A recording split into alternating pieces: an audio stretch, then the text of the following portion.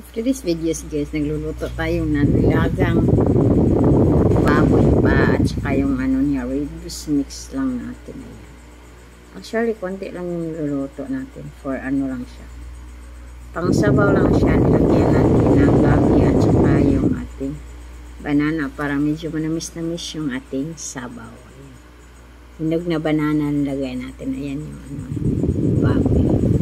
Walang paa at ayan. Sine-check ko kung ano, malambot na.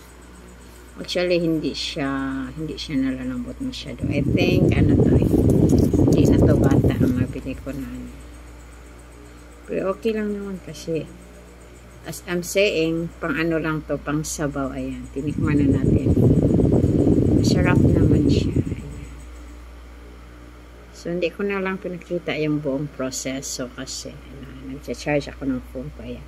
So, for the final touch, nilagay na natin yung ating cabbage. Yun yung pinaka-highlights ng ating sabaw. Ito yung pinaka-masarap na ilagay pag nagsabaw tayo ng karne ng baboy.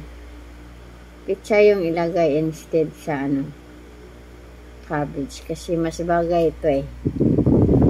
Mas masarap ang Actually, optional lang siya. Kung ano lang yung niyo. Pero sa akin, mas gusto ko itong pitsay ang ilagay kaysa cabbage. Pag ganito yung niluluto ko nilaga. Pitsay talaga yung bagay dito. Ayan.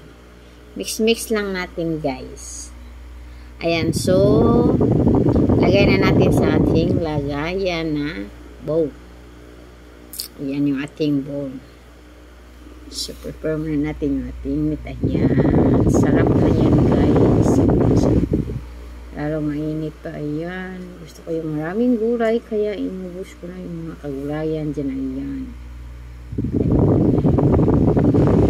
Yung ating food for today's video. Ayan. Luto tayo ng nilaga natin na baboy. Ayan.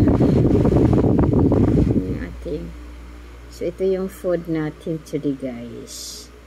Sa breakfast natin. Ayan. Lagyan lang natin ang sabaw. Ayan. Ito na yung natin, guys. Food. Nasa table na siya. Ready to eat na. Ayan. Ayan na siya. Thanks for watching, guys. May kasama itong